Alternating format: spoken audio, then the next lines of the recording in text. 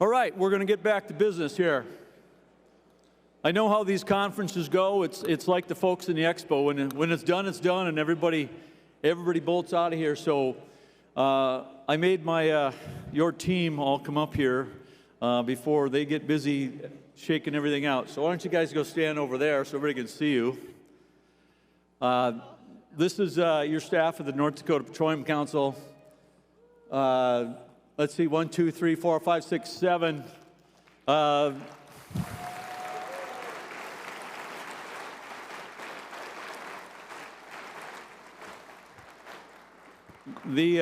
think we started planning for this probably last June, and after our annual meeting in September, it's been full time for these 7 people. I get the easy stuff. I just have to stand up here and talk, but the amount of time and effort to make this a great event, please give them one more big round of applause.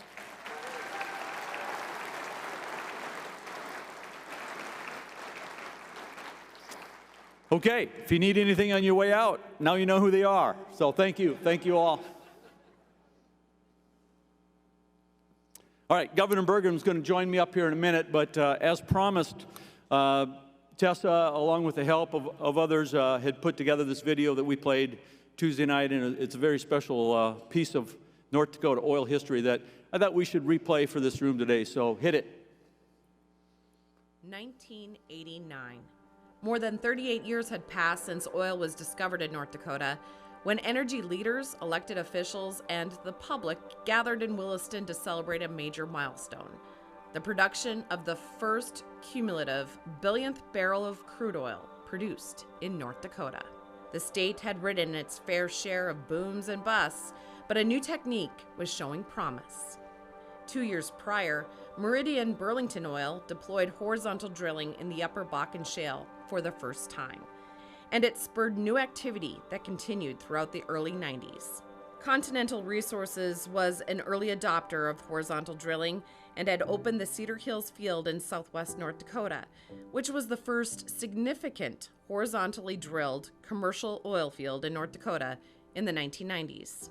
Big field, biggest field we'd ever been involved with, it's 250 million barrel field. That's huge. The question was, what are we going to do for an encore? Where do you go? It was then that they realized oil wasn't in the Upper Bakken, as previously believed, but rather the Middle Bakken. They were sitting on a potentially massive field that geologist Dick Fridley coined the Sleeping Giant. Continental's search for their encore also led them to Elm Coulee.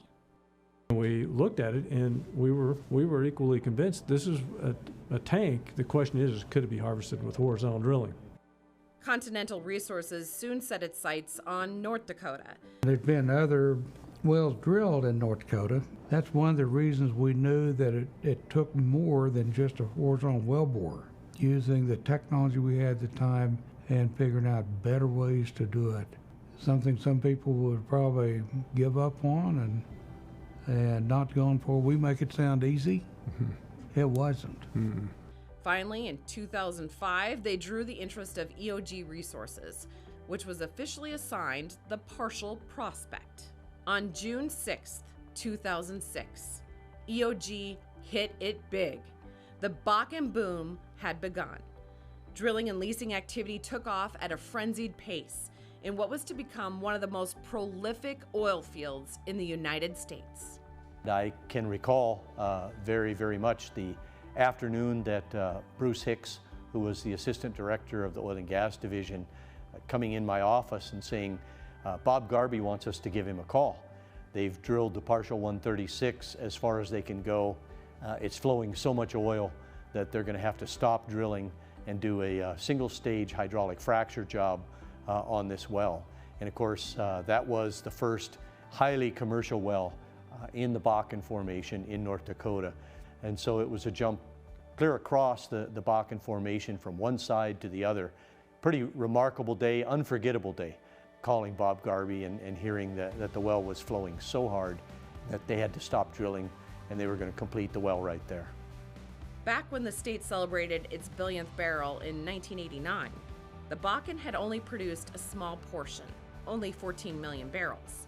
But the pace of development in the Bakken was rapid. By 2004, production was hovering at 38 million barrels produced.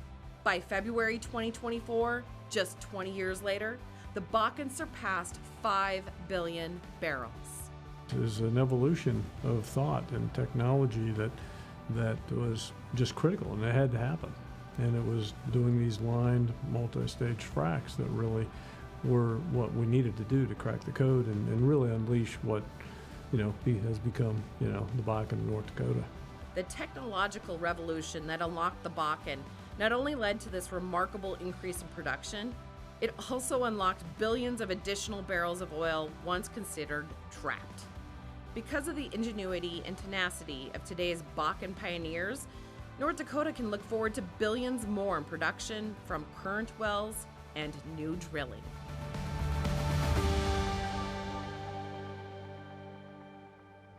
How about that?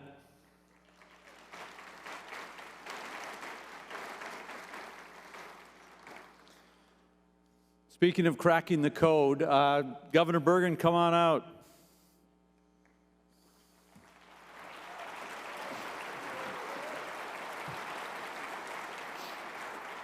I've got a great introduction here I could read, but Governor Burgum showed up when he was running for office in 2015 and became governor, and you didn't know a whole lot about oil and gas when you came that first day in my office, and you went to everybody else's office, and he has become an energy champion not only in North Dakota but across the country. And to hear him speak last night, he gave an incredible, passionate speech, and some of the CEOs came up to me and said, "Wow, how did he learn so much?"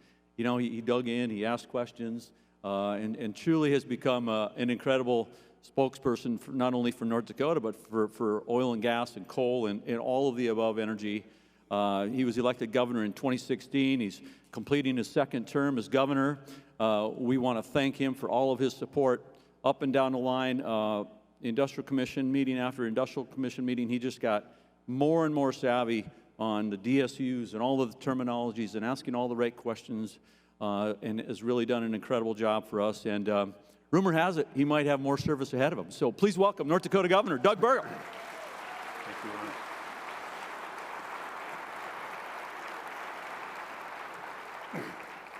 Well, good morning, everybody. Thank you, Ron. It's great to be back here at the Williston Basin Petroleum Conference. And of course, I want to lead off this morning, as I always do, with gratitude. And there's so much gratitude to spread around, starting with all of you, particularly all the entrepreneurs, the innovators, the investors that are in this room. And I got two levels, and let me just start on behalf of the citizens in North Dakota, my day job.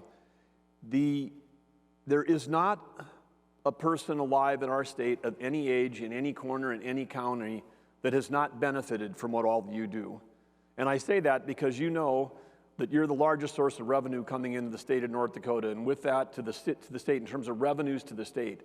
And that has allowed us to make investments in infrastructure. So if you drive a car, if you ever drive a car or ride with someone in a car in North Dakota, that road is probably better because of all of you. The bridges are newer. Our fiber optic capability rivals none at the time. At the time that the pandemic broke out, there were states in our country that had 35% of their school kids that did not have access to high-speed internet. North Dakota, because of the private sector, because of innovation, because of the success we were having, less than 1% of the school kids didn't have access to that. Healthcare, long-term care, support for communities, economic development. If you've got a son or daughter in this state that's gone to K-12 education, now the state of North Dakota is paying almost 80% of that local share of K-12, one of the highest in the nation. Our universities have received incredible support in terms of support from the state of North Dakota. So you can't live in this state and not have benefited from this industry, and I try to tell people that every single time I get in front of them, but that's a huge impact. And for that alone, you should say to yourselves, congratulations. But I want to say one thing that's even more than that I think that it's important for our whole nation to understand. And that is, you probably know, many of you have been in this industry a long time. When I was wrapping up my time at NDSU and getting ready to head to grad school, that was in the late 70s, and we had gas lines around the block. We had an energy crisis in this country. We were overtaken by inflation. We were a country that was highly dependent on foreign oil and foreign energy. And that continued all the way up until 2005. And 2005 was about the peak amount of time for our country in terms of our dependence on foreign energy. And then something happened. It's called innovation. It's called entrepreneurs. It's called doing the impossible. It's accomplishing what people said couldn't be done. We're going to get oil to come out of rock, sometimes a 30-foot band, 10,000 feet underground, and that happened here in North Dakota. And where are we today because of the people in this room that made those investments and took those risks with private capital? That was not the federal government. That was not the state government. That was you that got that done. And where are we today as a nation? Now we are one of the least dependent nations. We achieved, on a net basis, imports versus export, net basis, in the year 2020, for the first time since World War II, the United States was, quote, energy independent because net imports were below what our exports were. And of course, there's people in this room, including Harold Hamm, that had 171 meetings with Congress to get the oil export ban thing. But we were finally in a position in 2020 to sell energy to our friends and allies, stop buying it from our adversaries. And for you, I just want to stop there, put that point in time. You're the ones that made that happen. You changed North Dakota. You changed America's future. So congratulations and thank you for all of that.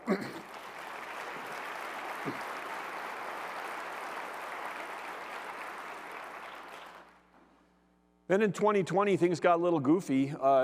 We had a global pandemic, which triggered a global financial crisis. We had, for the first time ever on the New York Stock Exchange futures, oil prices fell to negative $37 for one day.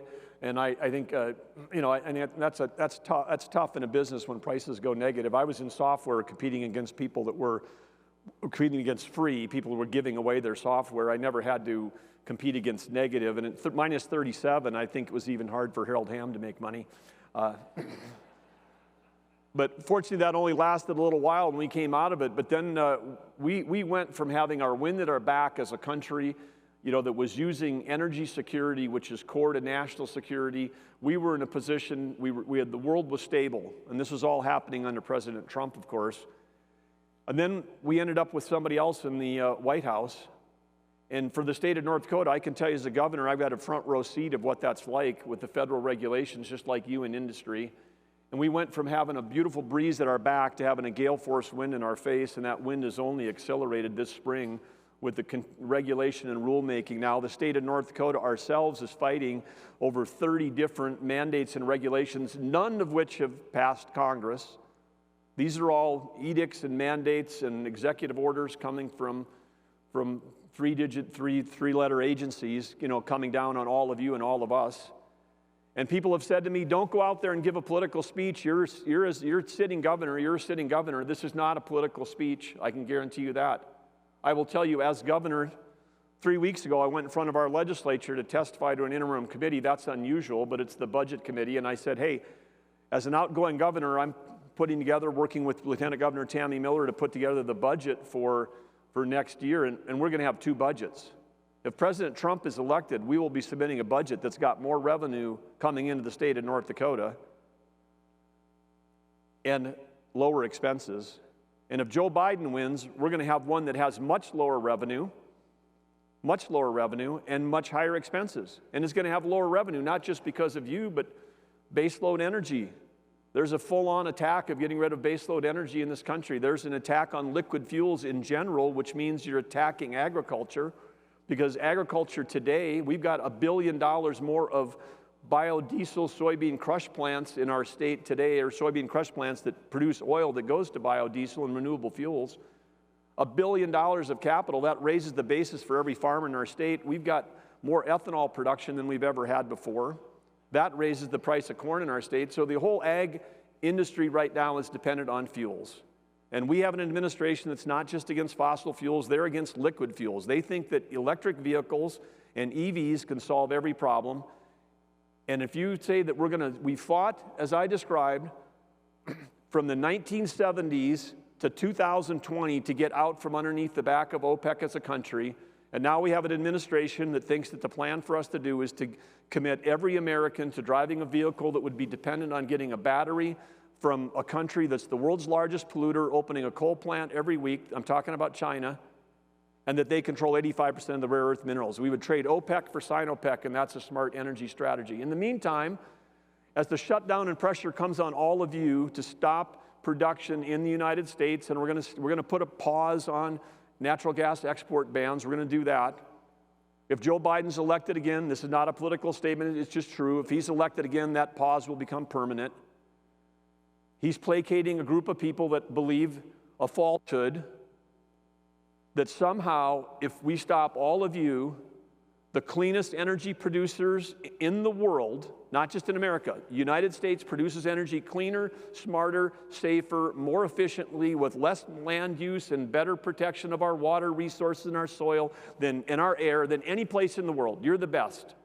That if we shut you down and we shove the demand doesn't go down. We're just shoving the supply down. That we're going to kill U.S. supply.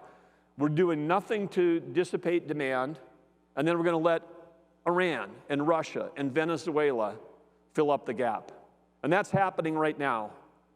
It's fantastic that we hit 5 billion barrels. Congratulations to all of you. We would have hit it faster with a different administration. We're at 1.2 million barrels per day now. We were at 1.5 when Joe Biden took office. We're down. North Dakota's down. Iran's up. Venezuela's way up. The failed sanctions of the State Department, the Commerce Department, the Treasury Department are allowing those countries to have record oil sales, which they're using to fund wars against the United States. We're in a proxy war with Russia and we're in a proxy war with Iran. The funding for those two wars, our Congress fights about whether we should supply revenue to support our allies. The funding for the other side is coming from oil sales because of Biden's energy policies. That's not a political statement, that's just an actual economic fact. So this is the situation we're in today. So I say to you here in this room, we can talk about, innovation has always been the core of American greatness. That's what led to the Bakken. That's what led to our country. What happened here was copied in the Permian and in the Marcellus and around the world. And that shale revolution changed everything. And it didn't change economic, it just didn't help school kids. It made our world more safe. Literally made the world more safe. If we can get back to that, we can stop the killing, stop the wars.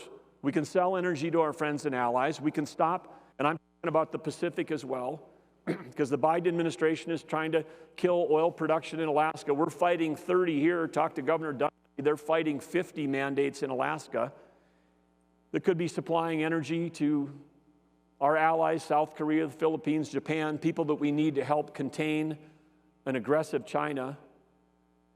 So if you care about the environment, you want every drop of energy produced here, and I'm talking baseload electricity, and I'm talking that. We've got a future in our state with innovation around carbon management. The panel that's coming up next is going to talk about that, but that's an industry that's going to propel agriculture. It's going to help expand baseload energy. It's going to help, save liquid fuels in general.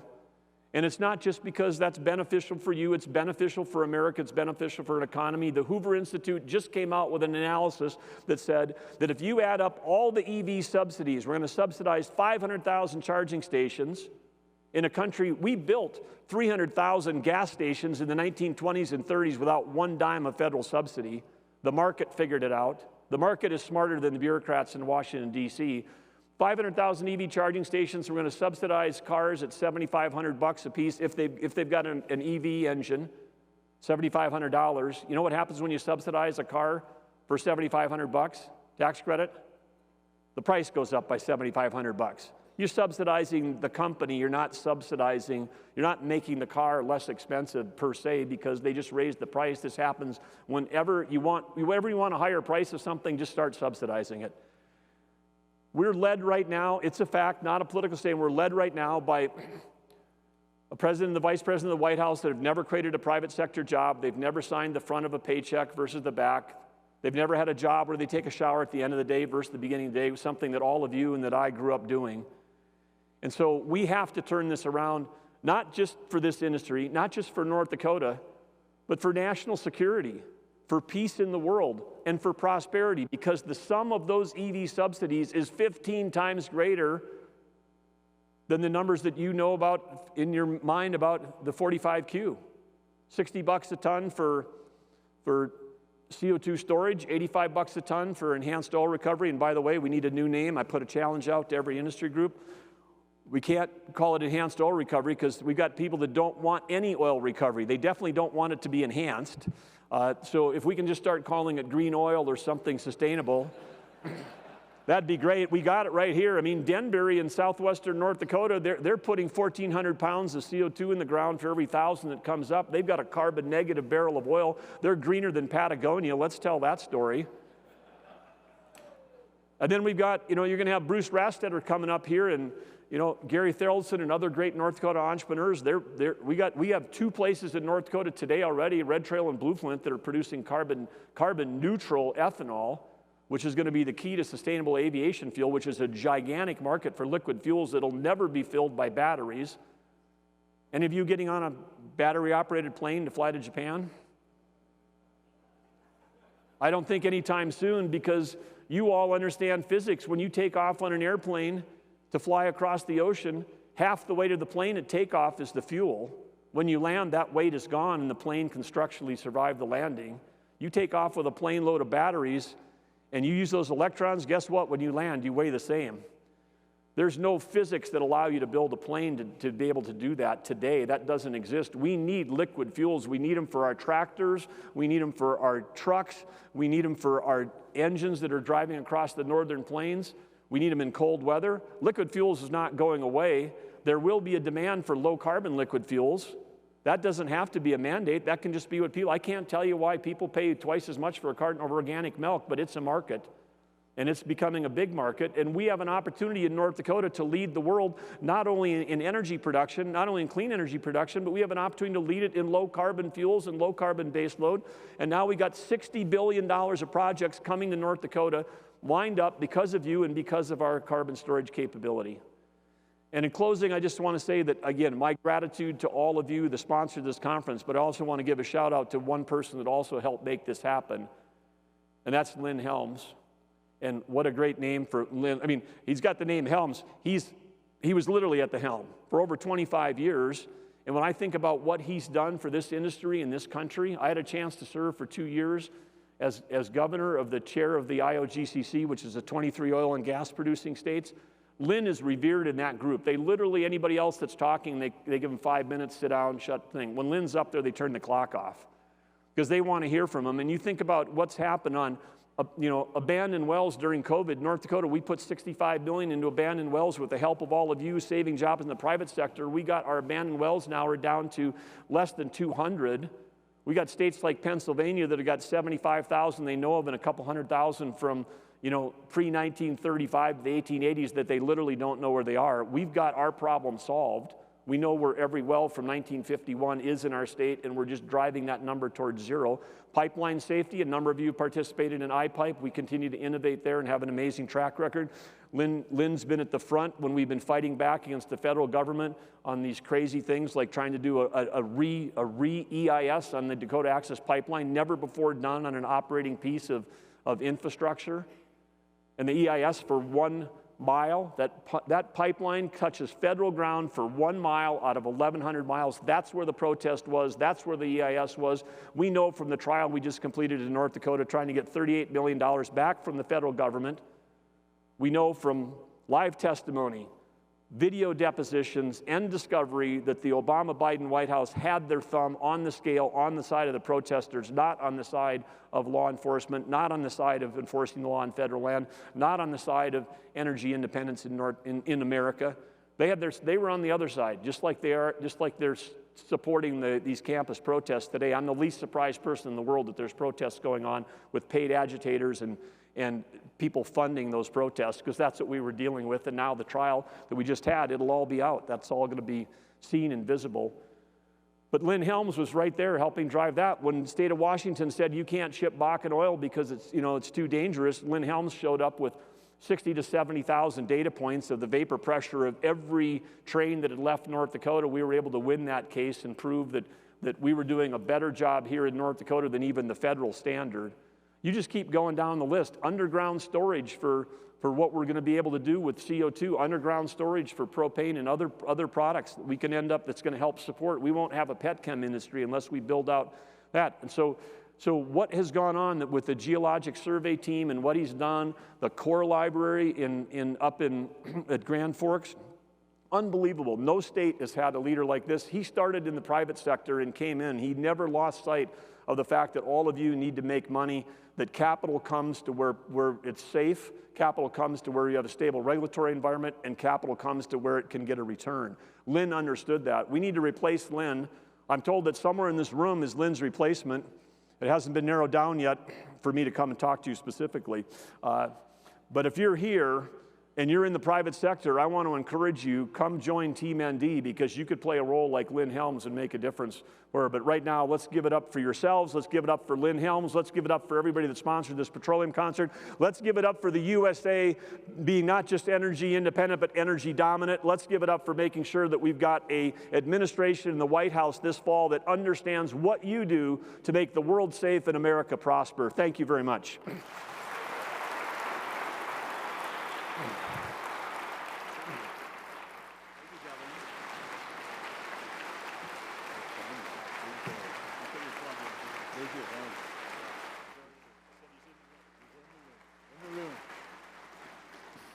I think that guy would be a pretty good vice president of the United States. What do you guys think?